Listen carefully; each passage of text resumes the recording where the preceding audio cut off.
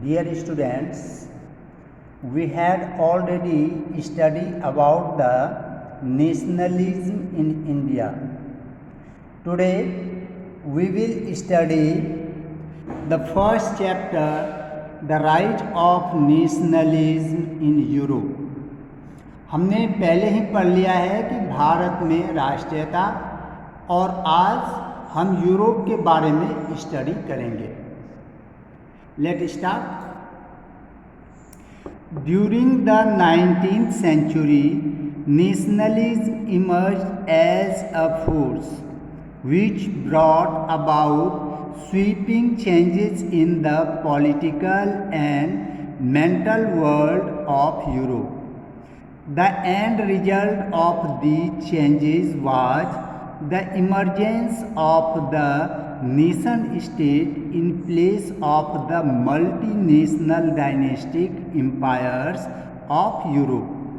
A nation state was one in which the majority of its citizens and not only its rulers came to develop a sense of common identity and shared history or descent. This commonness was forged through struggles, through the action of leaders and the common people. 19th century में हम देखेंगे कि पूरे Europe में nationalism की भावना जो है विकसित हुआ, जिसके कारण जो यूरोप में इससे पहले मोनार्कियल रूल था, डिक्टेटरशिप था, यह चेंज हुआ. लोगों को अपने अधिकार के बारे में धीरे धीरे जागरूकता आने लगी, और इसका रिजल्ट क्या हुआ? Change was emergence of the nation state in place of the multinational dynasty empires of Europe. इसका जो प्रभाव देखा गया कि जो मल्टी नेशन डायनेस्टिक एम्पायर्स थे वह अब नेशन स्टेट में चेंज हो गया. अब यह है कि मल्टी नेशनल डायनेस्टिक एम्पायर्स यह क्या था और नेशन स्टेट क्या है. इसके अंतर्गत हम देखेंगे कि मल्टी नेशनल डायनेस्टिक एम्पायर्स में है, एक एम्पायर के अंतर्गत ही क्षेत्रीय स्तर पर ही अनेक अलग अलग प्रकार के रूल्स हुआ करते थे. उनके मेजरमेंट्स अलग होते थे, करेंसी भी डिफरेंस टाइप के होते थे, पीपल के लैंग्वेजेस डिफरेंस होते थे. इट मीन्स होल नेशन के अंतर्गत एक प्रकार के रूल की व्यवस्था, मेजरमेंट की व्यवस्था, करेंसी की व्यवस्था नहीं थी, और जगह जगह एक ही नेशन के अंतर्गत अनेक स्थान पर बैरियर्स लगाए जाते थे. इट मीन्स जो ट्रेड होते थे उन पर टैक्स लगाया जाता था, जिससे ट्रेडिंग में काफ़ी असुविधा होती थी. लेकिन नेशन स्टेट एक निश्चित बाउंड्री डिफाइन कर दिया गया, और उस बाउंड्री के अंतर्गत एक ही रूलर होंगे, एक ही प्रकार के रूल्स होंगे एंड रेगुलेशंस होंगे, एक ही प्रकार के करेंसी और मेजरमेंट्स होंगे.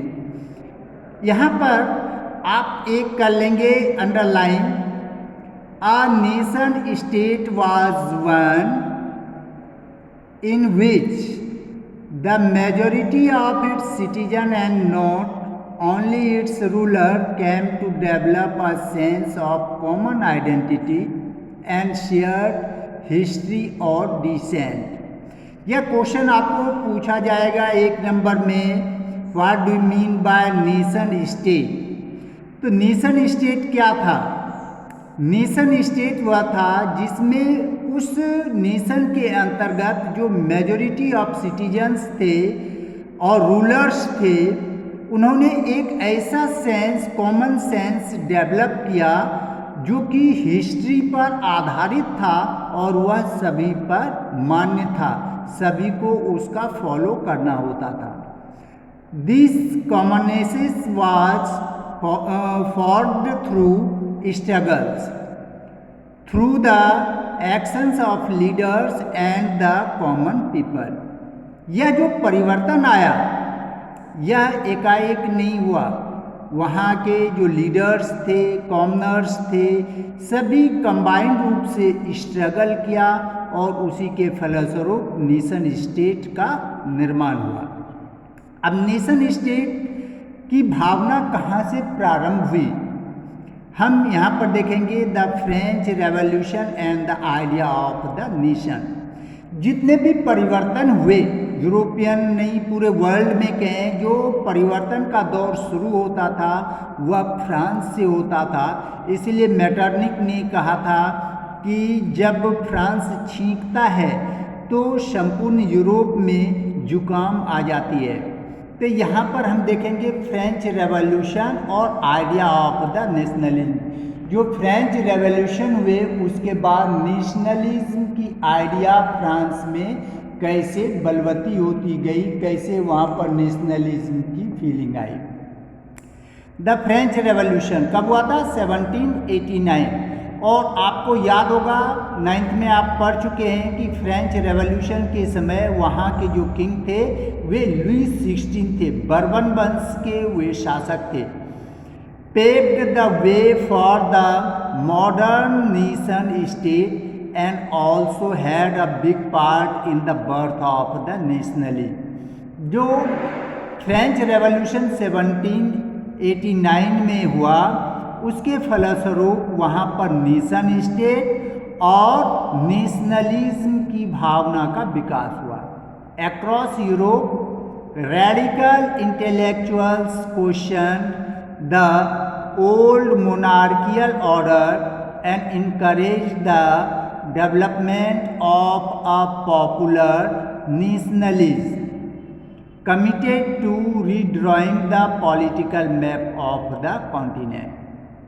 जो रेडिकल लीडर्स थे, फॉलोअर, रेडिकल थॉट्स रखने वाले थे, वे जो मोनार्कियल, ओल्ड मोनार्कियल ऑर्डर था उस पर क्वेश्चन उठाना शुरू किया, कॉमन पीपल को इंकरेज किया, जिससे कि पॉपुलर जो नेशनलिज्म फीलिंग उसमें आए और उसने कमिट किया कि redrawing the political map of the continent, continent का फिर से जो है पॉलिटिकल मैप बनाया जाएगा। Now we will study how nationalism emergence in ये France after French revolution. French revolution के बाद किस प्रकार से नेशनलिज्म की फीलिंग फ्रांस में आई, तो इसके लिए सबसे पहले देखेंगे the idea of la patrie and le citizen. From the very beginning the French revolutionary introduced various measures and practices that could create a sense of collective identity, like the ideas of la patrie। इसका la patrie means होता है the fatherland, and ले citizens it means French word है ले citizens, इसका अर्थ है कि the citizen among the French people। These ideas emphasized the nation of a united community enjoying equal rights under a constitution। A new French flag, the tricolor was chosen to replace the formal royal standard।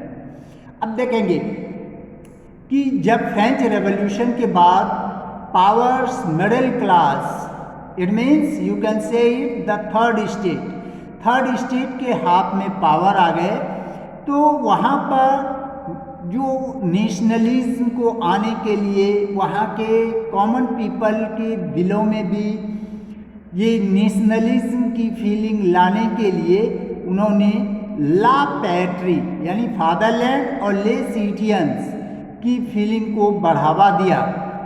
यह idea जो है यह nation को unite community जो वहाँ के है unite हो और नेशन को एक शक्तिशाली बनाए। और इसके अंतर्गत यह व्यवस्था की गई कि कॉन्स्टिट्यूशन के द्वारा ही सारे सिटीजन्स को इक्वल राइट प्रदान किया जाए।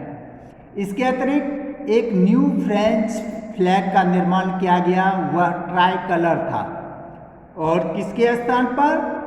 इसके पहले जो हम देखते हैं मोनार्कियल रूप में जो फॉर्मल रॉयल स्टैंडर्ड फ्लैग थे उसको हटाकर न्यू ट्राई कलर फ्लैग लगाया गया। अब यहाँ पर हम देखेंगे इक्वलिटी, इक्वल राइट्स। इसके पहले जब मोनार्कियल रूल था, आप जानते हैं कि मोनार्कियल रूल में किसी को कोई राइट नहीं दिया जाता है। कुछ सेलेक्टेड जो होते हैं, जो किंग्स के अपने नियरेस्ट पीपल होते हैं, उनको ऑल टाइप्स ऑफ राइट्स जो है उसे प्रदान किया जाता है और कॉमन पीपल को क्रश किया जाता है। फोर्स के बल पर जो रूल्स हैं उसको लागू कराया जाता है।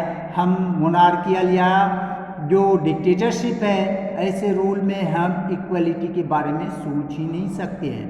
तो पहली बार फ्रेंच रेवोल्यूशन के बाद देखेंगे कि जो वहाँ पे पावर, जो रूल्स ऑफ पावर जो है थर्ड स्टेट के हाथ में आई, तो कॉमन पीपल को भी राइट देने की बात चली।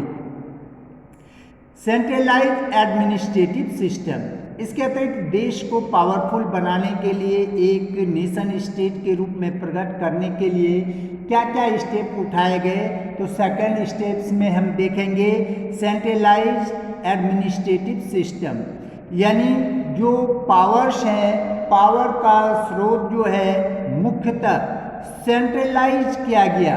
सेंट्रल गवर्नमेंट के हाथ में पावर को जो है दिया गया, प्रदान किया गया। A centralized administrative system was put in place and it formulated uniform laws for all citizens within its territory। अब यहाँ पर है कि सेंट्रलाइज एडमिनिस्ट्रेटिव सिस्टम, आप लोगों के मन में यह सवाल होगा कि जब मोनार्कियल रूल था या डिक्टेटरशिप हो, तो उसमें जो किंग होते हैं या डिक्टेटर होते हैं उसके हाथ में ही तो सारे पावर्स होते हैं। यह बात सही है, लेकिन उस समय क्या था, सामंतवादी था कि पूरे स्टेट को, पूरे state means here I want to say state means country, यहाँ पर जो है कंट्री को अनेक छोटे छोटे भागों में बांट दिया जाता था और उस छोटे से भाग पर रूल करने का अधिकार लोकल गवर्नमेंट को होता था। जो सामंत कहे जाते थे वही मोनोपोली ढंग से टैक्स वसूलते थे, कॉमनर्स को जो है फ्री अपने खेतों में कॉमनर्स से काम लेते थे और हर तरह से कॉमनर्स को सताया जाता था।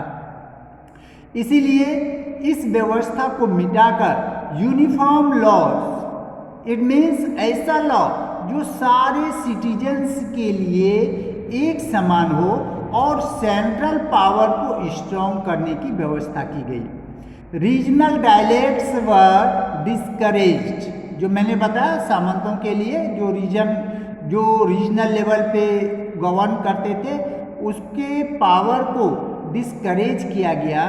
And French as it was spoken and written in Paris became the common language of the nation.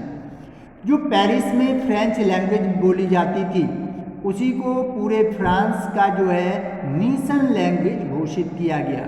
उसके पहले मैंने बता दिया डिफरेंट टाइप्स ऑफ लैंग्वेजेज बोले जाते थे, उनके मेजरमेंट भी अलग अलग थे। When the news of events in France reached the different cities of Europe, students and other members of educated middle class began setting up Jacobin club. यह एक जैकोबिन क्लब क्या है? जैकोबिन क्लब एक गुप्त संस्था थी जो गुप्त रूप से प्रेजेंट जो रूलर्स होते थे उसके अगेंस्ट में ये काम करते थे और कॉमनर्स को राइट देने की ये वकालत करते थे। उनका मानना होता था कि पावर का एक्चुअल सोर्स जो है कॉमनर्स होने चाहिए, जो जिनकी पॉपुलेशन लगभग यूरोपियन कंट्री में 80% हुआ करती थी उसके हाथ में होनी चाहिए, लेकिन अनफॉर्चुनेटली जो 20% के लगभग कैथोलिक्स थे उसके हाथ में पावर हुआ करते थे, और 80% जो प्रोटेस्टेंट रिलीजन को मानते थे उसके हाथ में कोई पावर नहीं होता था और उसको किसी प्रकार का अधिकार नहीं दिया जाता था, उसे दबाया जाता था। इसलिए जब फ्रांस में सेंट्रलाइज्ड पावर और पावर को जो है डिस्ट्रीब्यूट किया गया कॉमनर्स के हाथ में, और एक समान जो है पूरे सिटीजन्स को राइट की वकालत की गई, तो यह यूरोप के डिफरेंट सिटीज में फैला।